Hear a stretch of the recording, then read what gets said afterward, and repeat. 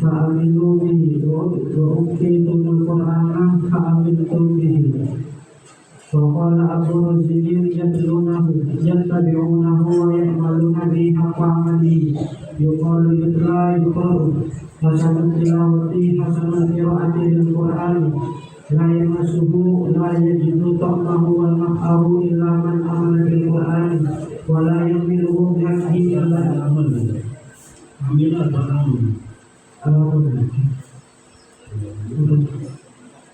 إلا من آمن بالقرآن ولا يحمله بحقه إلا المؤمن لقوله تعالى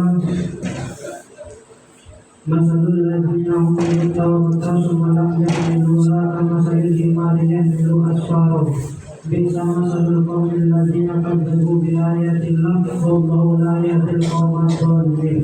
وسمى النبي صلى الله عليه وسلم الإسلام والإيمان عملا. قال أبو هريرة قال النبي صلى الله عليه وسلم لبلال أخبرني بأرجى عمل عملته في الإسلام. قال ما عملت عملا أرجعني أني لم أتطهر إلا صليت. وسئل أي الأعمال أفضل قال وسئل أي الأعمال أفضل قال إيمان بالله ورسوله ثم الجهاد ثم حج مبرور. فقال أهل الكتاب هؤلاء أقل منا عملا وأكثر أجرا. قال الله هل ظلمتكم من حقكم شيئا قالوا لا قال فهو فضلي أوتيه من أشاء. Bismillahirrahmanirrahim. Babun wa samman nabiyyu sallallahu alaihi wasallam amalan wa qala la salata liman lam yaqra bi fatihatil kitabi. Hadatsani Sulaiman hadatsana Syu'bah 'anil Walid wa hadatsani Abbad bin Yaqub al-Asadi akhbarana Abbad bin al-Awwami an Syaibani anil Walid bin al-Azzari an Abi Amr al-Syaibani an Ibnu Mas'ud radhiyallahu anhu anna rajulan sa'ala an-nabiy sallallahu alaihi wasallam ayyul a'mali afdalu qala as-salatu li waqtiha wa birrul walidaini thumma al-jihadu fi sabilillah. Bismillahirrahmanirrahim. Babu qaulillahi ta'ala innal insana khuliqa halu'a idza massahu syarru jazua wa idza massahu khairu manu'a. Haddatsana Abu Nu'man haddatsana Jarir ibn Hazim anil Hasan haddatsana Amr bin Talib qala atan nabiyya sallallahu alaihi wasallam malun fa ata qauman wa mana'a akharina fabalaghahu annahum atabu faqala inni u'ti ar-rajula wa ada'u ar-rajula walladhi ada'u ahabbu ilayya minalladhi u'ti aqwaman lima fi qulubihim minal jaza'i wal hana'i wa akilu aqwaman ila ma ja'alallahu fi qulubihim minal ghina wal khairi minhum. Amr bin Taglib faqala Amrun ma uhibbu anna li bi kalimati Rasulillah sallallahu alaihi wasallam humran na'am.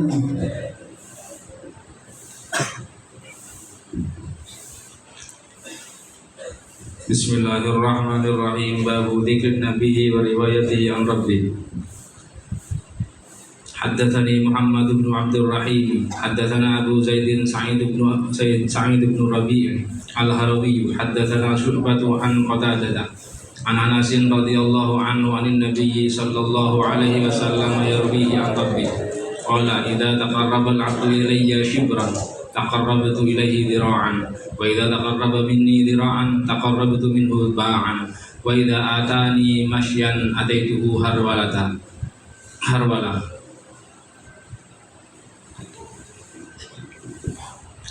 Bismillahirrahmanirrahim.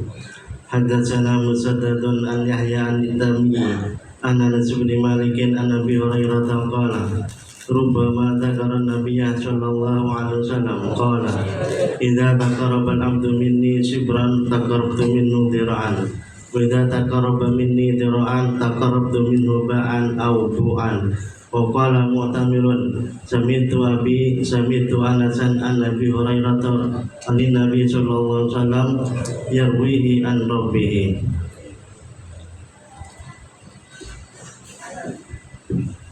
Bismillahirrahmanirrahim. Haddatsana Adamu haddatsana Syu'bah haddatsana Muhammad bin Ziyad qala sami'tu Abu Hurairah 'an Nabi sallallahu alaihi wasallam yarwihi 'an rabbikum qala likulli 'amalin kafaratun wa shamu li wa ana ajzi bihi wa la khulufu fami as-sha'imi atyabu 'inda Allahi min rihil miski.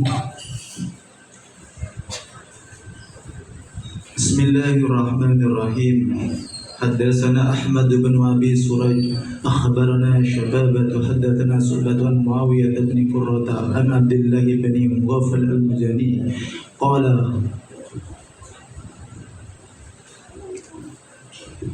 حدثنا حفص بن عمر حدثنا سعبة قتادة وقال لي خليفة حدثنا يزيد بن زريع عن سعيد عن قتادة عن أبي العالية عن ابن عباس رضي الله عنهما عن النبي صلى الله عليه وسلم فيما يرويه عن ربه قال لا ينبغي لعبد أن يقول إنه خير من يونس بن متى ونسبه إلى أبيه.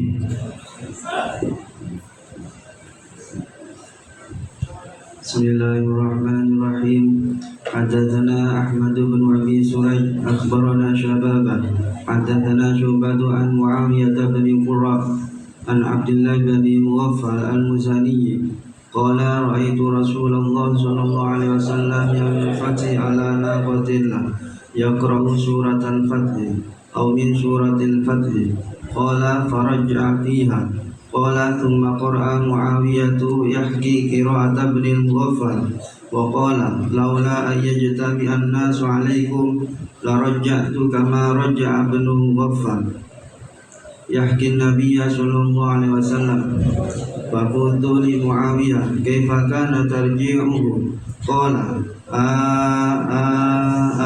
thalatha marratin.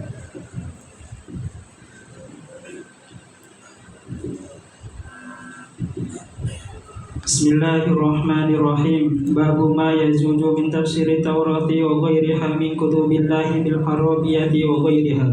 Di qaulillahi ta'ala fa'tu bi Taurati fatluha in kuntum shadiqin. Wa qala Ibnu Abbasin akhbarani Abu Sufyan bin Harb anna Hirakla da'a tarjumanahu thumma da'a bi kitabin Nabi sallallahu alaihi wasallam faqara'ahu. Bismillahirrahmanirrahim. Min Muhammadin Abdillahi rasulihi ila Hirakla wa qul ya ayyuhal kitabi ta'alu ila kalimatin sawa'in Qul ya ahlal kitab ta'alu ila kalimatin sawa'in bainana wa bainakum al-ayatan. Bismillahirrahmanirrahim. Haddatsana Muhammad bin Bashar haddatsana Utsman bin Umar akhbarana Ali bin al-Mubarak an Yahya bin Abi Katsir an Abi Salamah an Nabi Hurairah qala kana ahlul kitab yaqra'una at-Taurata bil Ibraniyati wa yufassirunaha bil Arabiyyati li ahli al-Islam faqala Rasulullah sallallahu alaihi wasallam la tusaddiqu ahlal kitab wa la tukadzibuhum wa qulu amanna billahi wa ma unzila al-ayah.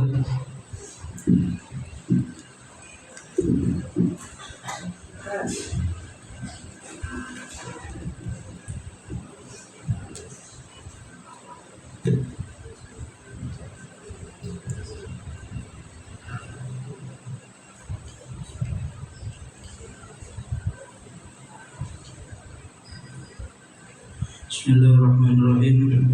Wa bihi qala hadatsana Musaddad hadatsana Ismail an Ayyub Nafi' an Ibnu Umar radhiyallahu anhu qala udiya Nabi sallallahu alaihi wasallam bi rajulin mumratin min al-yahud qad zanaya fa qala lil yahud ma tasna'una bihima qalu نسجم وجودهما ونخزيهما نسخن وجوههما ونخزيهما. قال فأتوا بالتوراة فاتلوها إن كنتم صادقين. فجاءوا فقالوا لرجل ممن يرضونه يا أعور اقرأ.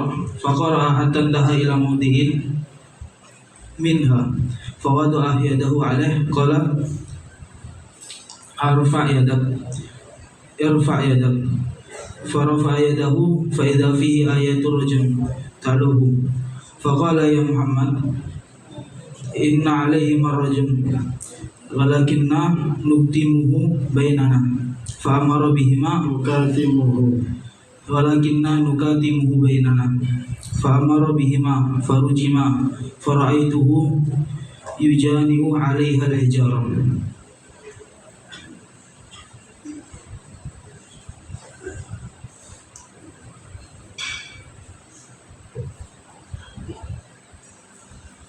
Bismillahirrahmanirrahim.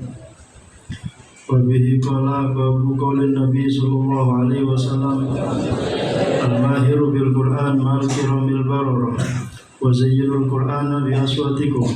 Haddatsani Ibrahim ibn Hamzah haddatsani ibn Abi Hazim an Yazid an Muhammad bin Ibrahim an Abi Salamah an Abi Hurairah sami'a an-nabiy sallallahu alaihi wasallam yaqul ma adina Allah li shay'in ma adina li nabiyyin hasan sawt bil Qur'an yajharu bihi. Haddatsana Yahya ibn Bukair haddatsana Laits an Yunus an Ibn Shihab akhbarani Urwah bin Zubair wa Sa'id bin Musayyab wa Alqamah bin Waqqas wa Ubaidullah ibn Abdullah an hadits Aisyah hina qala laha ahlul ifki ma qalu wa kullun haddatsani ta'ifatan min al-hadits qalat fatajatu ala firashi wa ana hina idin a'lamu anni bari'atun wa anna Allah yubari'uni walakin wallahi ma kuntu adhunnu anna Allah yunzilu fi sha'ni wahyan yutla wa la sha'ni fi nafsi kana ahqara min an yatakallama Allah fiya bi amrin yutla wa anzala Allah azza wa jalla innal ladzina ja'u bil ifki usbatun minkum al-ashra ayati kullaha. Haddatsana Abu Nu'aym haddatsana Mis'ar an Adi bin Thabit urahu anil Bara qala sami'tu an-nabiyya sallallahu alaihi wasallam yaqra'u fil isya'i wat-tini waz-zaitun fama sami'tu ahadan ahsana sawtan aw qira'atan minhu. Haddatsana Hajjaj bin Minhal haddatsana Husaym an Abi Bishr an Sa'id bin Jubair an Ibn Abbas radhiyallahu anhu qala kana an-nabiy sallallahu alaihi wasallam mutawaliyan bi Makkah wa kana yarfa'u sawtahu fa idza sami'a al-musyrikuuna sabbu al-Qur'ana wa man ja'a bihi fa qala Allah azza wa jalla li nabiyhi sallallahu alaihi wasallam wa la tajhar bi salatika wa la tukhaffit biha. Haddatsana Ismail haddatsana Malik an Abdurrahman ibn Abdullah ibn Abdurrahman ibn Abi Sa'sa an abihi annahu akhbarahu anna Aba Sa'id al-Khudri radhiyallahu anhu qala lahu inni araka tuhibbul ghanam wal badiyata fa idza kunta fi ghanamika aw badiyatik fa adhanta li salati farfa sawtaka bin nida fa innahu la yasma'u madha sawtil mu'adhdhin jinnun wa la insun wa la shay'un illa shahida lahu yawmal qiyamah. Qala Abu Sa'id sami'tuhu min Rasulillah sallallahu alaihi wasallam. Haddatsana Qabisah haddatsana Sufyan an Mansur an ummihi Aisyah qalat kana Nabi sallallahu alaihi wasallam yaqra'ul Qur'an wa rasuhu fi hajri wa ana haid. Babu qaulillahi ta'ala faqra'u ma tayassara minal Qur'an. Haddatsana Yahya bin Bukair haddatsana Laits an Uqayl an Ibn Shihab haddatsani Urwah anna al-Miswar ibn Makhrama wa Abdurrahman ibn Abdul Qari حدثاه أنهما سمع عمر بن الخطاب يقول سمعت هشام بن حكيم يقرأ سورة الفرقان في حياة رسول الله صلى الله عليه وسلم فاستمعت لقراءته فإذا هو يقرأ على حروف كثيرة لم يقرئنيها رسول الله صلى الله عليه وسلم فكدت أساوره في الصلاة فتصبرت حتى سلم فلببته بردائه فقلت من أقرأك هذه السورة التي سمعتك تقرأ؟ قال أقرأنيها رسول الله صلى الله عليه وسلم. فقلت كذبت، أقرأنيها على غير ما قرأت. فانطلقت به أقوده إلى رسول الله صلى الله عليه وسلم فقلت إني سمعت هذا يقرأ سورة الفرقان على حروف لم تقرئنيها. فقال أرسله اقرأ يا هشام.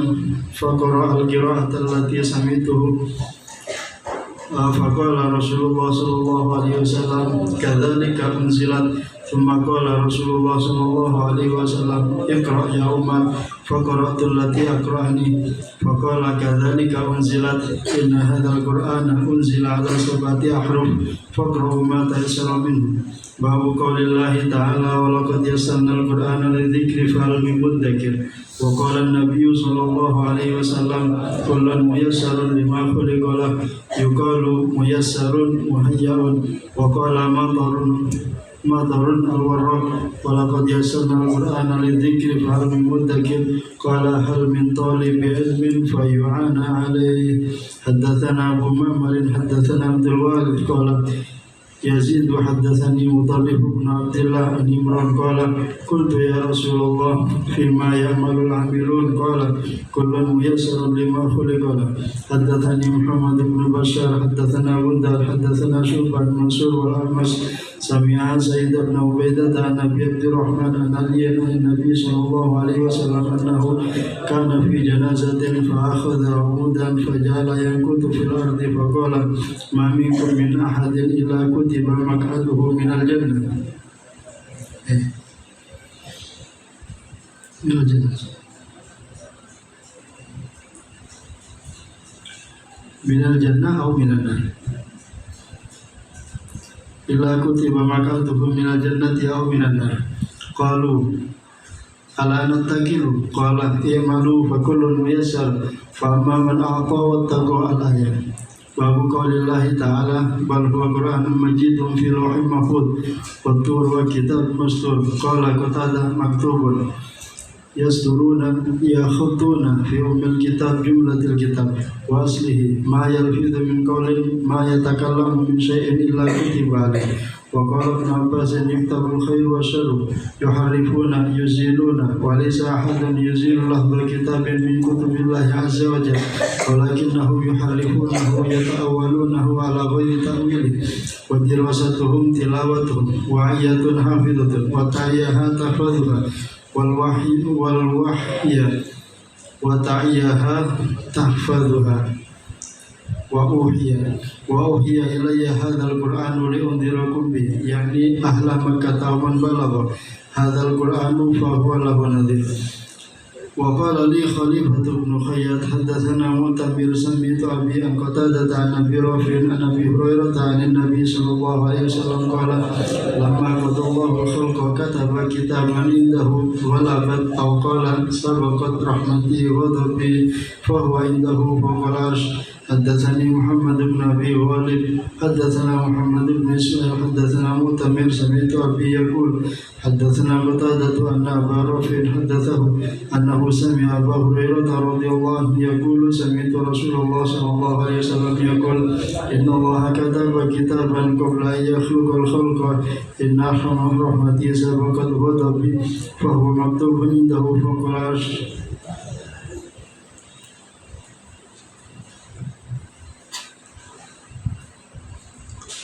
قال إمام المحدثين أبو عبد الله محمد بن إسماعيل بن إبراهيم بن مغيرة بن بلسباء الجعفي البخاري في كتاب الجامع الصحيح البخاري.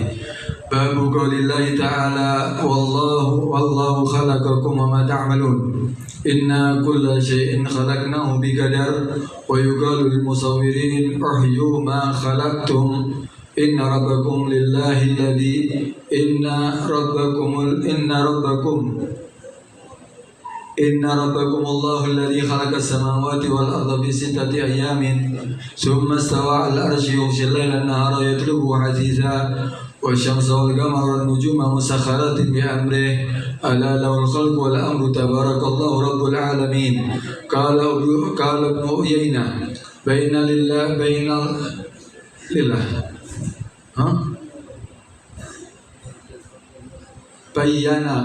Bayyana Allahul khalqa minal amri liqawli ta'ala ala lahul khalqu wal amru wa sama an-nabiyyu sallallahu alaihi wasallam aliman amalan.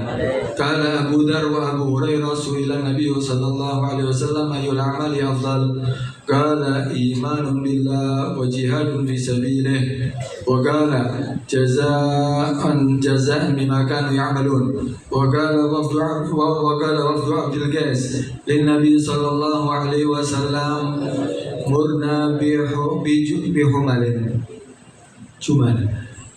bihumalin minal amri in amilna biha dakhalna al-jannah fa amarahum bil iman wa syahada wa iqamis salat wa ita'iz zakah faja'ala dhalika kullahu amala.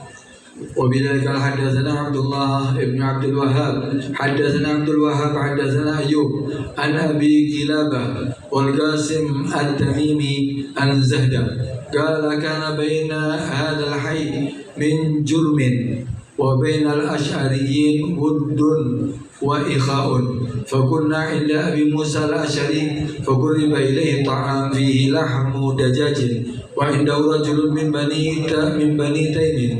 بني تيم الله كأنه من الموالي فدعاه إليه فقال إني رأيته يأكل شيئا فكذرته فحلفت لا آكله فقال هلم فلا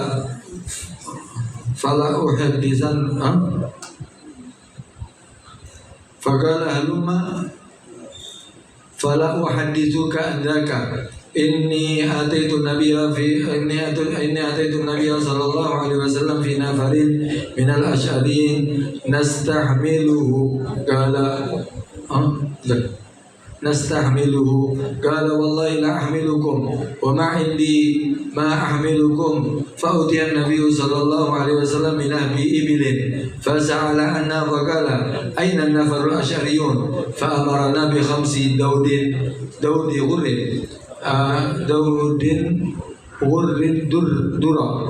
غر الذرة ثم انطلقنا قلنا ما صنعنا حلف رسول الله صلى الله عليه وسلم ألا يحملنا وما عنده ما يحملنا ثم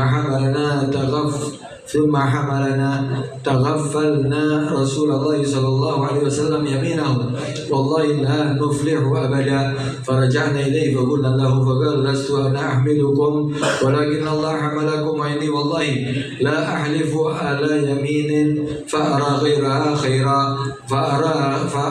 غيرها خيرا منها إلا أتيت الذي هو خير منه وتحللتها. وبذلك حدثنا عمرو بن علي حدثنا أبو عاصم حدثنا قرة بن خالد حدثنا أبو حمزة أبو جمرة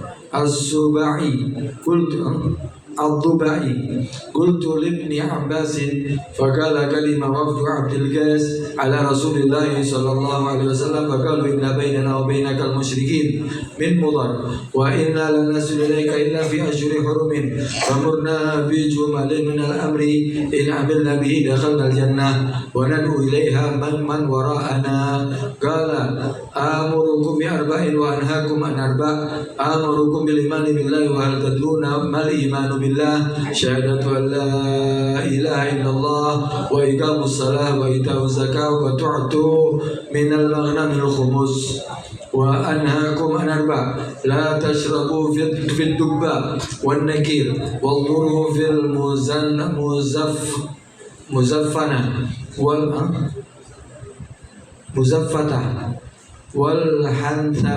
والحنتمة.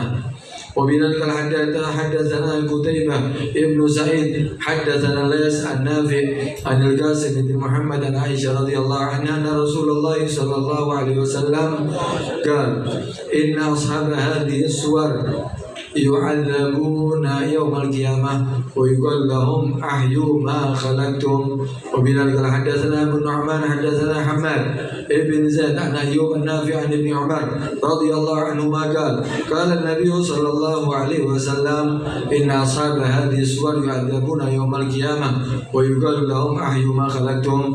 وبذلك حدثنا محمد بن العلاء حدثنا ابن فضيل عن عمر عن أبي زرعة سمع أبا هريرة رضي الله عنهم قال سمعت النبي صلى الله عليه وسلم يقول قال الله عز وجل ومن أظلم ممن ذهب يخلق كخلقي فليخلقوا ذرة أو ليخلقوا حبة أو شعيرة.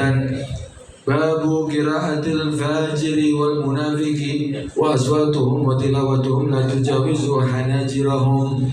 وبذلك حدثنا عتبة ابن خالد حدثنا همام حدثنا قتادة حدثنا أنس عن أبي موسى رضي الله عنه عن النبي صلى الله عليه وسلم قال مثل المؤمن الذي يقرأ القرآن كالعترجة طعمها طيب وريحها طيب ومثل الذي لا يقرأ كالتمرة طعمها طيب ولا ريح لها ومثل الفاجر الذي يقرأ القرآن كمثل الريحانة ريحها طيب وطعمها مر ومثل الفاجر الذي لا يقرأ القرآن كمثل الحنظلة طعمها مر ولا ريح لها.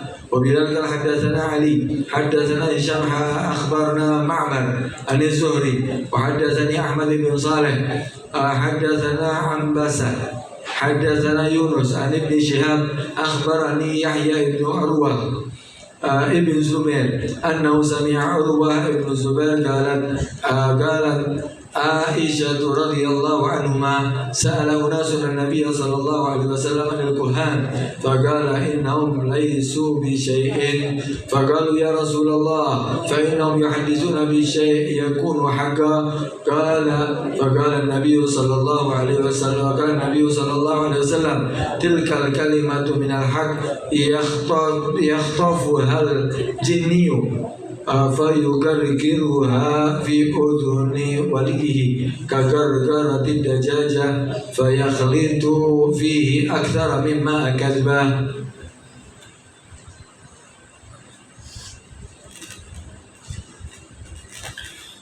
وبه قال حدثنا كل من حدثنا مهدي بن ميمون سمعت محمد بن سيرين يحدث عن سعد عن معبد بن سيرين عن أبي سعيد الخدري رضي الله عنه عن النبي صلى الله عليه وسلم قال يخرج ناس من قبل المشرق ويقرؤون القرآن لا يجاوز تراقيهم يملكون من الدين كما يملك السهم من الرمية ثم لا يعودون فيه حتى يعود السهم إلى فوقه. قيل ما سيماهم قال سيماهم التحليق أو قال التثبيت. باب قول الله تعالى ونضع الموازين القسط ليوم القيامة وأن أعمال بني آدم وقال هم يوزن. وقال مجاهد القسطاس العدل بالرومية ويقال القسط مصدر المقسط وهو العادل وأما القاسط فهو الجائر.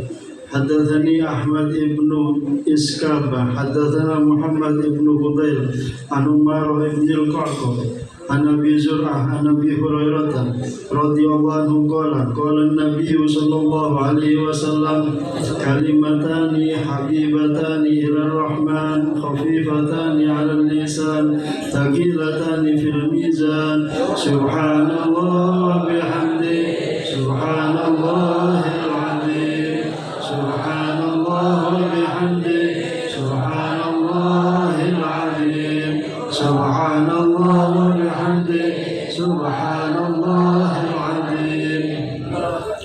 حدثني أحمد بن إسحاق حدثنا محمد بن فضيل عن عمر بن القعقاع عن أبي زرعة عن أبي هريرة رضي الله عنه قال النبي صلى الله عليه وسلم كلمتان حبيبتان إلى الرحمن خفيفتان على اللسان ثقيلتان في الميزان سبحان الله وبحمده سبحان الله العظيم سبحان الله وبحمده سبحان الله العظيم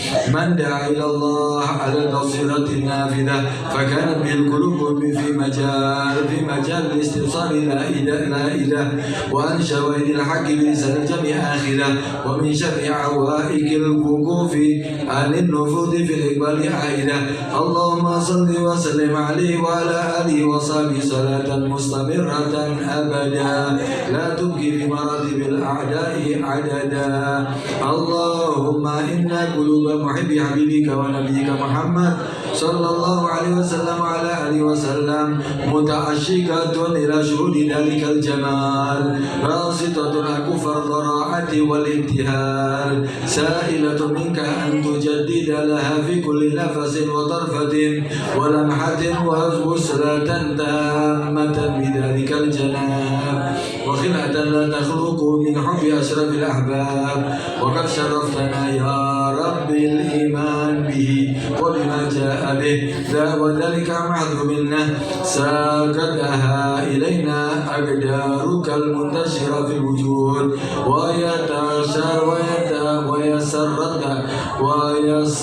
ويسرتها لنا عنايتك الخاصة الواصلة من حضرة الوجود. فكما أكرمتنا بهذا الفضل العظيم فثبتنا عليه وكما أنعمت علينا بهذا المدد الجزيل فأحينا مستمسكين به صادقين في التوجه إليه. وقد سمعنا أحاديثه الصحيحة وأقواله المليحة ففهمنا منها ما فهمنا وعلمنا منها ما علمنا وكلها تعهدنا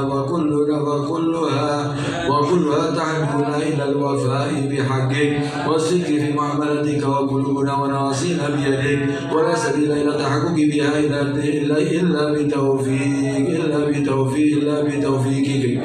إلا بتوفيقك ونسألك اللهم بحقه عليك أن توفر حظنا من التوفيق وأن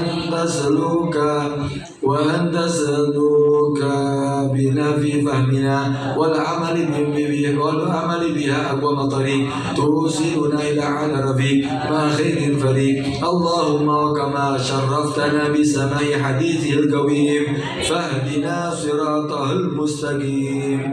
اللهم إنا قرأنا وسمعنا مكرين بالعزي عن الإحاطة بمعنى. اللهم فكما أكرمتنا بسماع الفاضل فاجعلنا من حملته وحفاظه. اللهم قرب إلى أفهامنا بعيد معاني ووفقنا للعمل بمقتضى ما ورد من الأحكام فيه وامتثال أوامره واجتناب نواهيه. اللهم إنا بك وبما جاء به هذا النبي مؤمنون وبما أخبرنا به من الوعد والوعيد مصدقون فثبت اللهم بحرمة ذلك الإيمان والتصديق في قلوبنا واغفر ببركة جميع ذنوبنا. وقد حضرنا مجالس إملائها وتلاوتها وفاء بحق ذلك الحبيب المحبوب وابتلاء بسماع ذلك الكلام الذي تنبسط بسماع الأرواح والقلوب وليس معنا استعداد ولا قابلية في العمل بما تدعونا إليه تلك الأحاديث المروية. وقد حال بيننا وبين فهم معناها والعمل بمقتضاها كسب الذنوب والسيئات وانقطاعنا بالشهوات والفانيات فإنا يا مولانا نازلون ببابك مستشفعون بأجل أحبابك سائلون منك أن تصرف عنا كل ما يعوقنا عنك وعن فهم كتابك وإجابة داعيك خطابك في كتابك متوصلين إليك بأجل الوسائل لديك وأشرف المحبوبين لك أن تفتح لنا بابا في الفهم عنك يوصلنا إلى معالم القرب منك ومشاهد الأخذ عنك في حركاتنا وسكناتنا وأعمالنا ونياتنا وأشهدنا سر العمل بما دعوتنا إليه وإخلاص القصد في أداء ما ندبتنا إليه. اللهم أعد بركة هذا الجمع المشهود على جميع أهل الوجود بما تقر تقر به عين الوالد والمولود وافتح أعين بصائرنا فتحا تشرك به أنوار سرائرنا واجمع قلوب أهل الإيمان على حفظ حقه والثبات عليه والاستمساك منه بالعروة التي ليس لها انفصام والوقوف من ثمراته ما يوجب لنا الخلود في دار السلام. اللهم اجعلنا من المجيبين لداعيك الباذلين وسعهم وطاقتهم وطاقتهم فيما يرضيك وابسط فينا وفي أولادنا وأهلنا وفي كترنا وفي جميع أقطار المسلمين نور العلم النافع بسر تتشرف بالمسامع من كل سامع وتذهب بركته في كل المجامع. تكرم علينا يا كريم وتعطف علينا يا رحيم واهدنا في الفهم عنك والخدمة لك صراط المستقيم. وما تحركنا به من نية وعمل فتقبله وما ارتكبناه من خطأ وزلل فاغفره وامحو الخطايا وأزل العطايا واصرف عنا جميع البلايا. وما تفضلت به على الصادقين في حبك والراغبين في قربك فتفضل به علينا. اللهم ما جمعت وما جمعتنا به أقدارك في هذا المجلس من إخواننا المؤمنين فابسط علينا وعليهم فيه بساط المغفرة للمذنبين والقبول للعاملين والإحسان للمسيئين والنجاة للغارقين واليقظة للغافلين والتوبة للعاصين. واصرفنا من هذا المجلس أجمعين بنيل ما أملنا وتحقيق ما رجونا وغفر ما جنينا والمسامحة فيما اكتسبنا وكما وفقتنا لسماع كلام حبيبك محمد صلى الله عليه وسلم وآله وسلم فأكرمنا برؤية وجه الشريف وهو راض عنا في اليقظة والمنام وفي الدنيا والبرزخ وفي الآخرة وفي الفردوس الأعلى مع إخوانه من النبيين والمرسلين وصالح عباد الله أجمعين. اللهم تقبل هذه الدعوات وعجل بالإجابات ووفقنا للعمل بالباقيات الصالحات واختم لنا بالخاتمة الحسنة عند الممات وخذ بيدي سلطاننا سلطان الإسلام وانصره على من عاداه من الكفرة اللئام وشتت شمل أعاديه واصرف عنهم من يؤذيه وما يؤذيه والحمد لله رب العالمين. إلهنا لو أردت إهانتنا لم تهدنا ولو أردت فضيحتنا لم تسترنا فتمم اللهم ما به بدأتنا ولا تسلبنا ما به أكرمتنا. إلهنا عرفتنا بربوبيتك وأغرقتنا في بحر رحمتك ودعوتنا إلى دار قدسك ونعمتنا بذكرك وأنسك. إلهنا إن ظلمنا لأنفسنا وقد عمت وبحار الغفلة على قلوبنا قد طمت فالعجز شامل والحصر حاصل والتسليم أسلم وأنت بالحال أعلم. إلهنا ما عصيناك جهلا بعقابك ولا تعرضا لعذابك ولا استخفافا بنظرك ولكن سولت لنا أنفسنا وأعلنا شكوتنا وغرنا سترك علينا وأجمعنا في عفوك بالركابنا. فالآن من عذابك من يستنقذنا وبحبل من نعتصم إن أنت قطعت حبلك عنا وخجلتنا من الوقوف غدا بين يديك فضيحتنا إذا عرضت أعمالنا القبيحة عليك.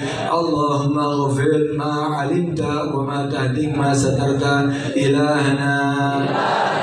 إن كنا قد عصيناك بجهل فقد دعوناك بعقل حيث علمنا أن لنا ربا يغفر ولا يبالي. إلهنا أنت أعلم بالحال والشكوى وأنت قادر على كشف البلوى.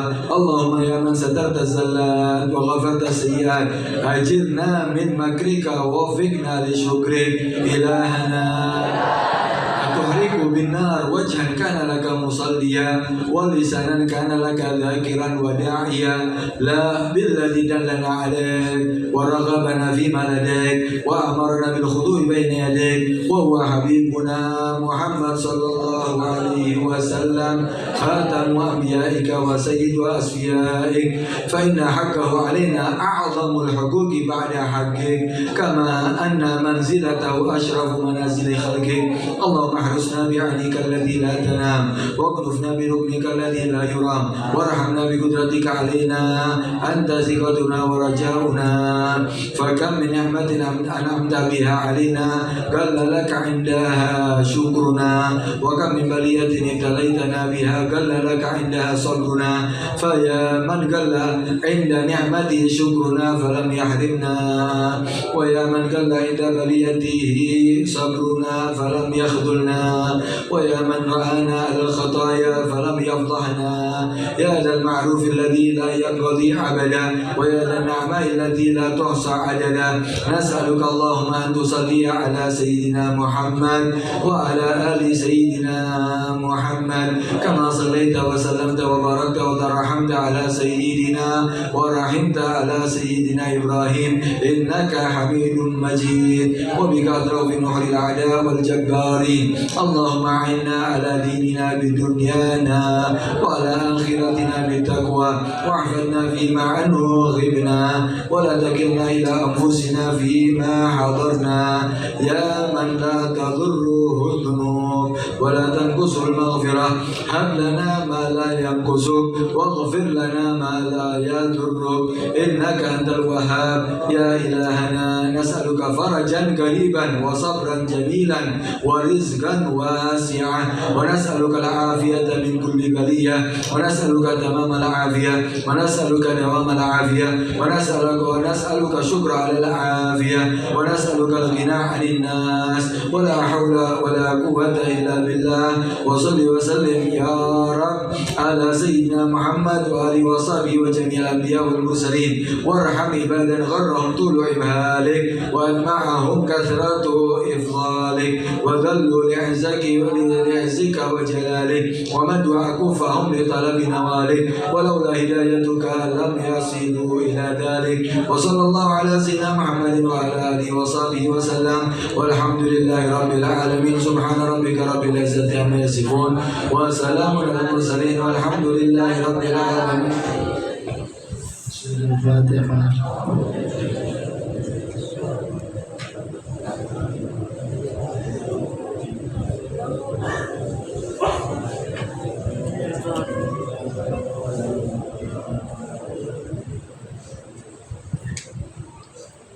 Assalamualaikum warahmatullahi wabarakatuh.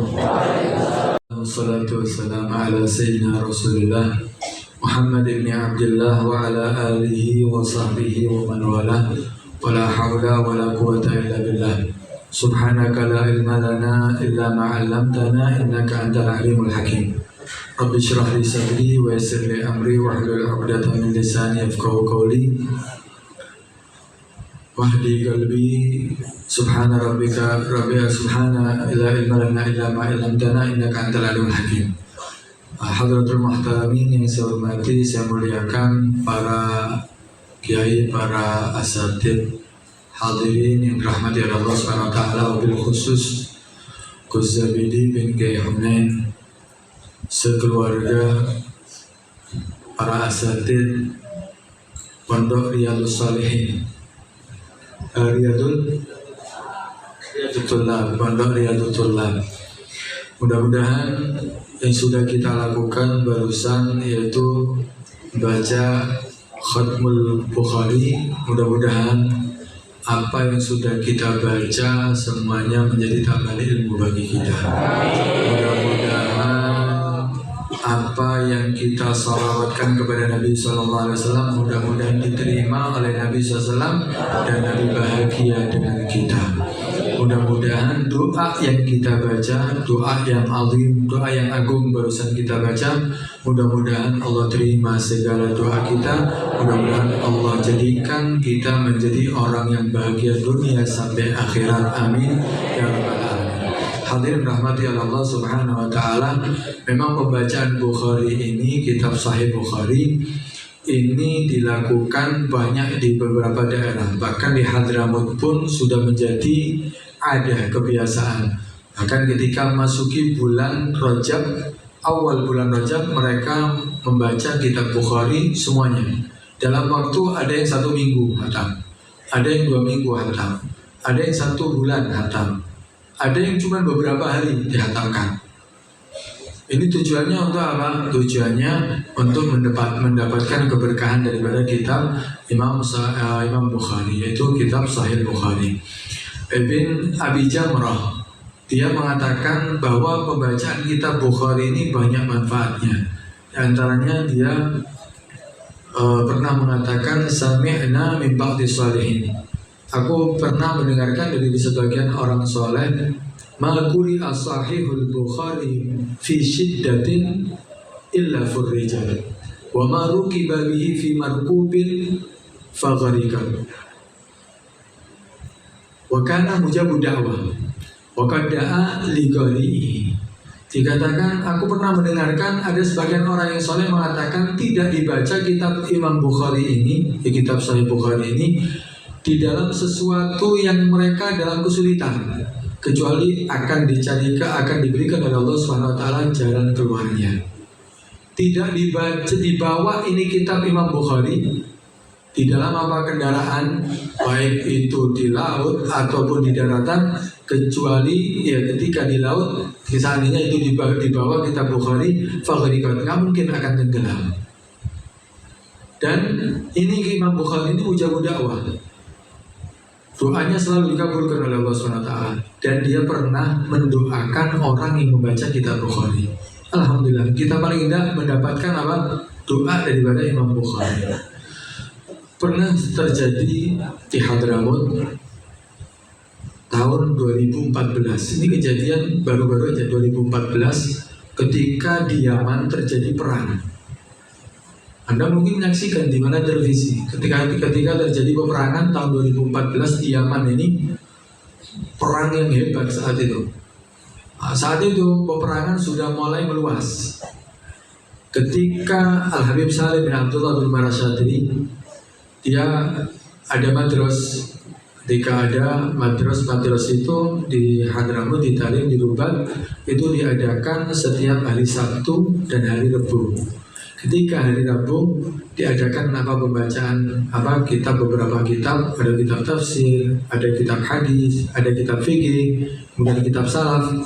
Alhasil setelah dibaca, Al-Habib Saleh mengumumkan kepada mereka yang hadir, menceritakan bahwa orang-orang soleh dahulu, ketika mereka mendapatkan musibah, ketika mereka mendapatkan seandainya sesuatu yang sulit atau peperangan, maka mereka kumpul di Masjid Ba'alawi, Masjid Al-Abi Alawi, dan mereka berkumpul di situ untuk menghatamkan kitab Sahih Bukhari dengan niatan Allah akan memberikan jalan keluar dan Allah akan menyelamatkan kaum muslimin.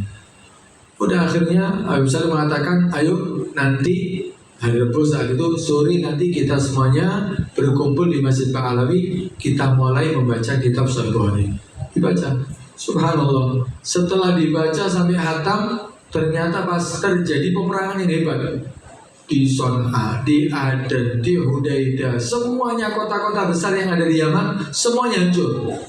Di Mukalla, bahkan di Mukalla jarak kurang lebih 4 jam dari Tarim, semuanya hancur saat itu.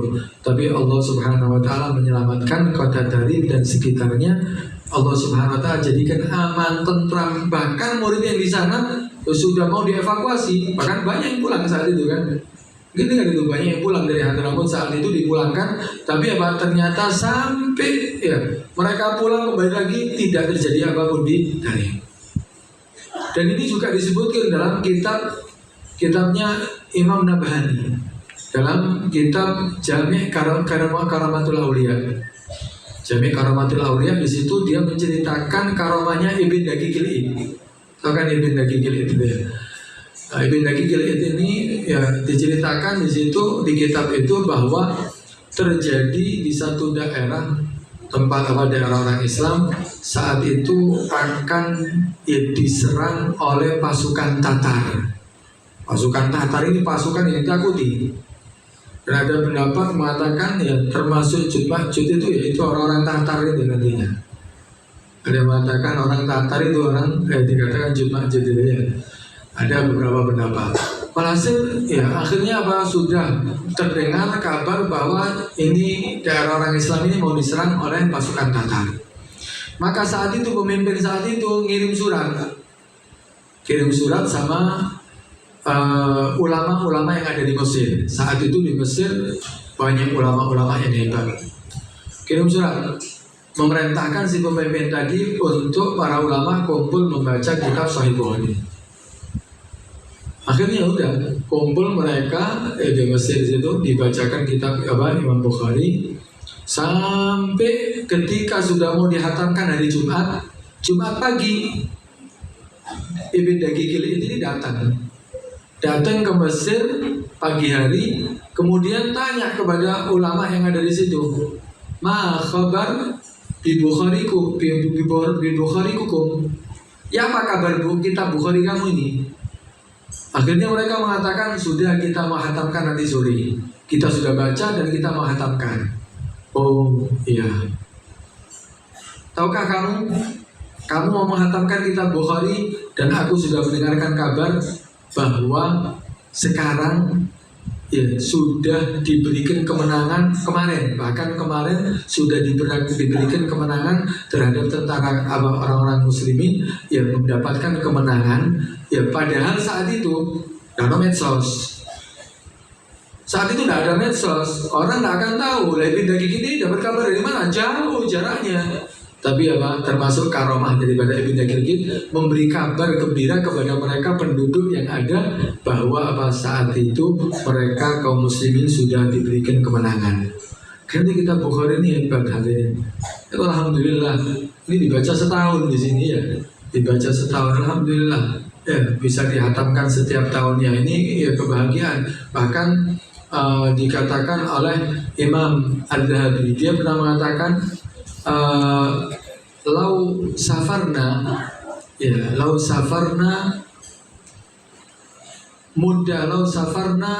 masafah alfa farsah li sama'i kitabil Bukhari lana doa safaruhum. Seandainya kita ini melakukan perjalanan jarak 1000 farsah. Kilo 1000 farsah ya. Satu farsah saja kurang lebih 5 kilo. Kalau 1000 berarti berapa? 5000 kilo. Lau safarna alfa farsahin li sama'i, untuk mendengarkan kitab Bukhari ini, lama doa safaruhum, maka perjalanannya tidak akan sia-sia. Artinya apa? Allah akan ganti daripada pemberian yang Allah simpan, yang akan Allah berikan kepada dia lebih daripada itu. Alhamdulillah ya, diberi kesempatan. Itu yang belum hadir. Ya, yang belum hadir, yang belum istiqomah ya diniati. Kan itu Imam Sabah Al-Habib Muhammad bin Hadi As-Sigaf di Siwon itu dalam waktu 3 hari hatam kitab Bukhari di Siwon, dibaca ya, dan dibuatkan hataman besar gitu. Tapi dia paling marah kalau ada orang yang hadir tapi cuma hadir tidak mendengarkan, apalagi ngomong sendiri. Marah dia. Kamu yang tidak mendengarkan, kamu yang hanya hadir tapi kamu ngomong sendiri, kamu lebih baik pulang. Adapun keberkahan yang kamu inginkan, aku kirimkan keberkahan ke rumah kamu daripada kamu hadir tapi kamu mengganggu daripada majelis yang ada. Artinya mau diagungkan ini kitab Bukhari ini, kitab Imam Bukhari diagungkan. Bahkan Imam Habib Ali Muhammad Habsyi pernah mengatakan, dia pernah mengatakan bahwa ya qiraatuna al-Bukhari tuharrik salasilal rahmah. Bacaan kitab Imam Bukhari ini yang kita baca sekarang ini itu bisa menggerakkan daripada rantai rahmatnya Allah sehingga bisa jatuh rantai rahmatnya Allah kepada orang yang membacanya.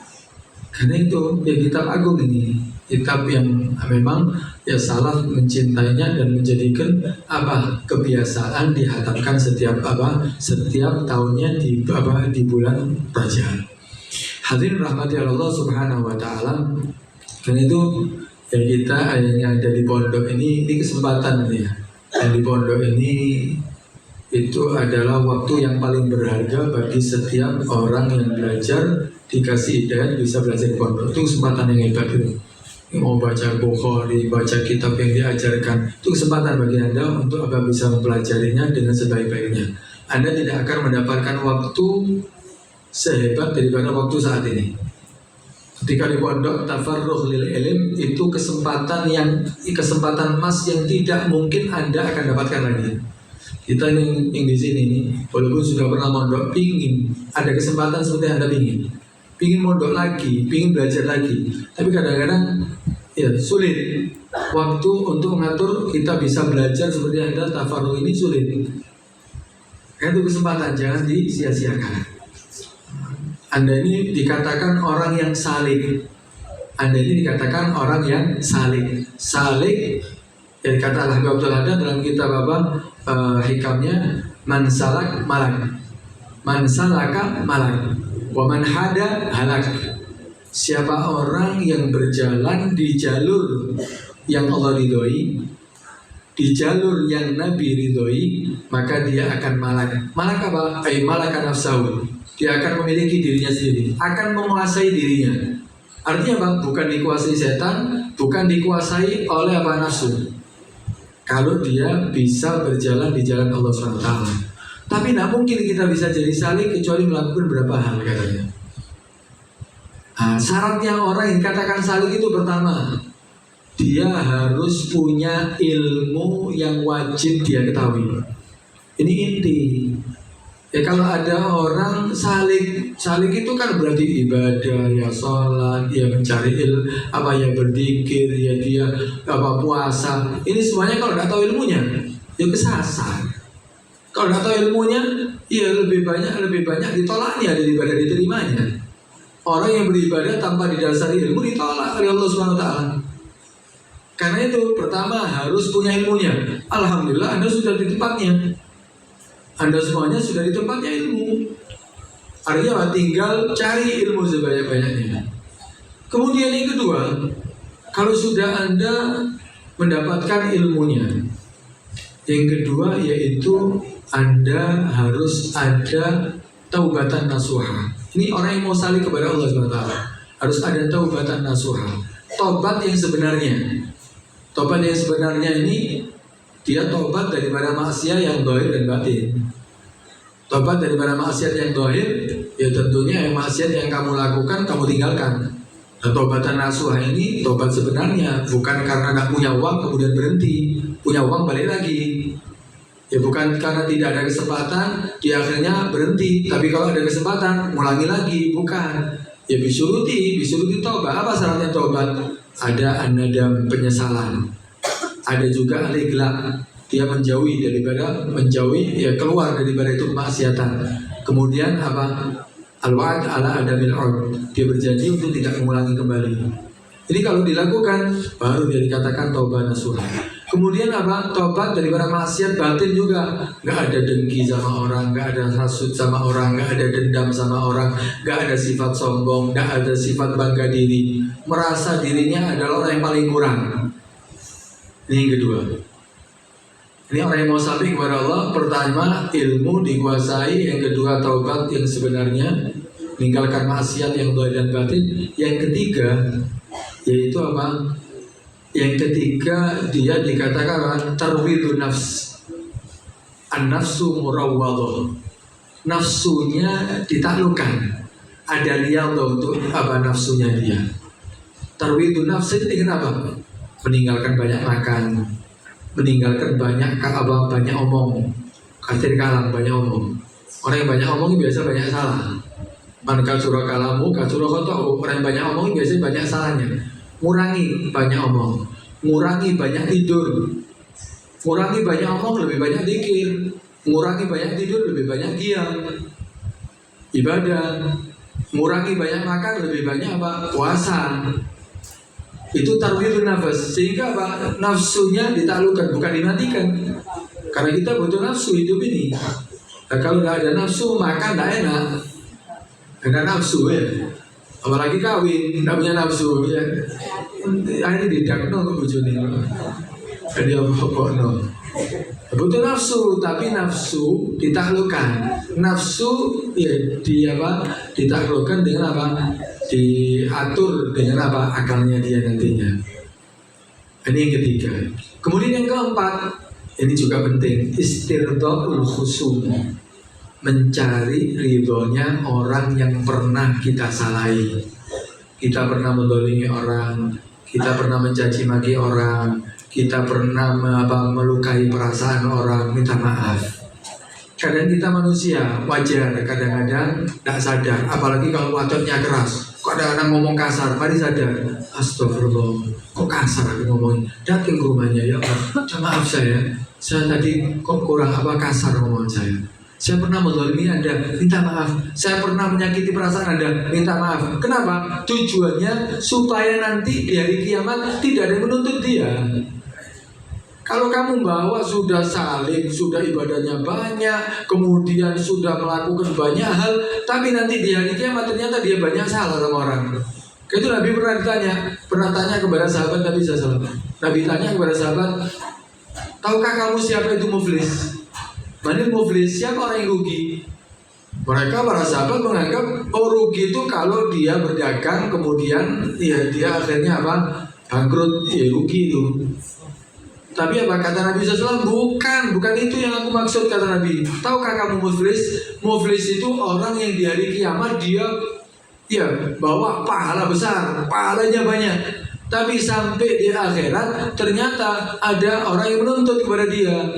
Menuntut, akhirnya dikasih pahalanya, dikurangi pahalanya. Datang lagi orang lain, dikurangi pahalanya. Ada yang melukai perasaannya, dikurangi. Ada yang mencaci, pernah dicaci, dikurangi terus, dikurangi sampai habis.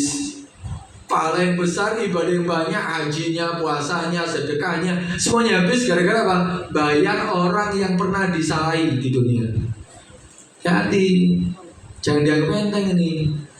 Kemudian masih datang lagi orang yang menuntut, habis sudah pahalanya, akhirnya dosanya orang dikasihkan kepada dia. Dosanya orang yang disalahi tadi dikasihkan kepada dia. Sehingga apa? Bukan banyak pahala, tapi dia banyak dosa, masuk neraka akhirnya. Karena itu dia berusaha ketika menjadi orang salih, jangan sampai ada musuh, jangan sampai ada orang yang pernah dilukai, nanti akhirnya jadi orang rugi. Pernah ada satu cerita yang Habib Abdullah bin Marsyadi. Ini ulama besar, punya guru Abdurrahman Masyhur. Abdurrahman Masyhur ini pengarang kitab Bugyatul Mustashidin. Ini Habib Abdurrahman ini orangnya kadang-kadang hiddah, keras orangnya. Ada yang benar itu kadang-kadang marah, bahkan ya kadang main tangan gitu. Tapi hiddah karena sifatnya memang. Tapi setelah melakukan gitu ya mau entah dia mau apa gitu, akhirnya apa? Sampai imamahnya yang di depannya jatuh. Bayangkan bodoh lama ini kalau wongnya fakul guru imamahnya. Akhirnya ya sudah. Yang dipukul merasa ya Allah, aku berarti tadi salah sama guruku. Kok sampai guruku marah? Padahal umurnya tak beda jauh. Aku bisa lagi. Astagfirullahaladzim, ojo sampai kalau hati guruku tidak manfaat nanti ilmunya. Akhirnya apa? Dia mau berangkat ke rumahnya gurunya untuk minta maaf, minta ridhonya. Si guru juga sama ternyata. Astagfirullah, kok aku keras sampai muridku? Kok sampai aku mukul seperti itu? Aku salah, mau sampai murid kau yang bunuh. Ini karena apa? Sifatku ini yang keras ini. Udah nggak boleh aku punya sebenarnya. Aku tak yang ngomongin muridku, adanya maaf. Mereka berdua sama-sama berjalan, yang gurunya mau ke rumahnya si murid mau ke rumahnya si gurunya. Bertemu di tengah jalan di antara Masjid Istiqlal. Di situ bertemu, ketika bertemu mau kemana kamu? Aku mau ke rumah antum. Ya, Lah Anda mau kemana? Aku mau ke rumah kamu juga. Loh, apa? Mau apa kamu? Aku mau minta maaf. Loh, aku juga mau minta maaf. Rangkulan. Dan nafsunya sudah batak lo, sehingga apa? Tidak ada rasa dendam, tidak ada sakit hati sama orang, ya rahmat sama orang. Kesalahan pun basyariah kadang-kadang terjadi manusia itu. Kesalahan yang tidak sengaja, tapi apa? Dia berusaha untuk istirbaul khusyuk. Kalau 4 hal ini selalu kita lakukan, insya Allah kita akan selalu di jalan yang benar. Kita akan menjadi orang yang menguasai nafsu kita.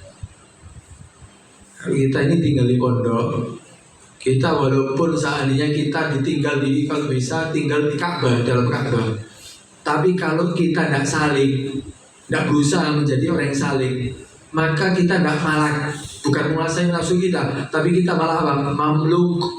Kita yang dikuasai sama siapa? Kuasai sama setan, dikuasai sama nafsu. Karena itu kesempatan. Ayo, ini dipermudah. Kalau di pondok ini kan dibantu, bangun sholat dibantu, ya. Mau untuk apa harusnya diaturkan waktunya. Artinya apa? Ini kesempatan kamu untuk menjadi orang yang salik sebenarnya. Kalau di luar sulit kadang-kadang. Nanti salik delok TV, buka, penasaran didelok terus. Padahal kalau tidak benar. HP ya buka api kadang-kadang. Iklan nih.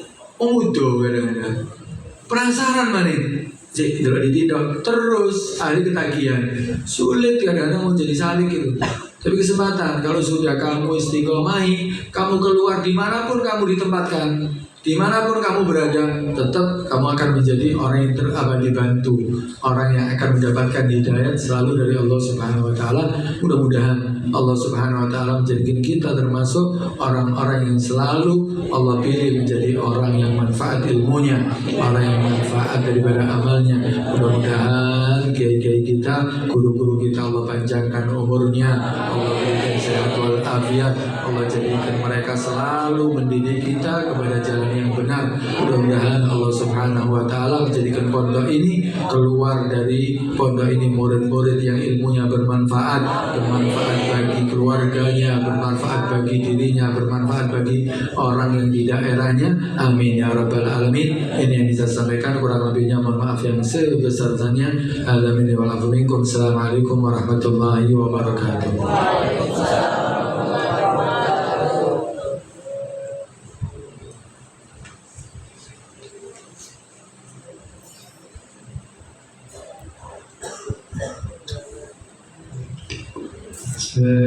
Nah, karena santai nggak akan nang dalam dan luar. Wah, kesan kebaik lingkaran.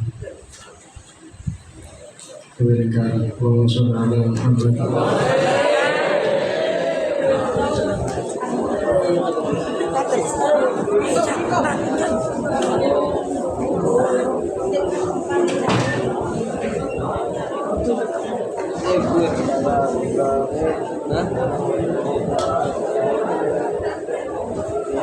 Ya.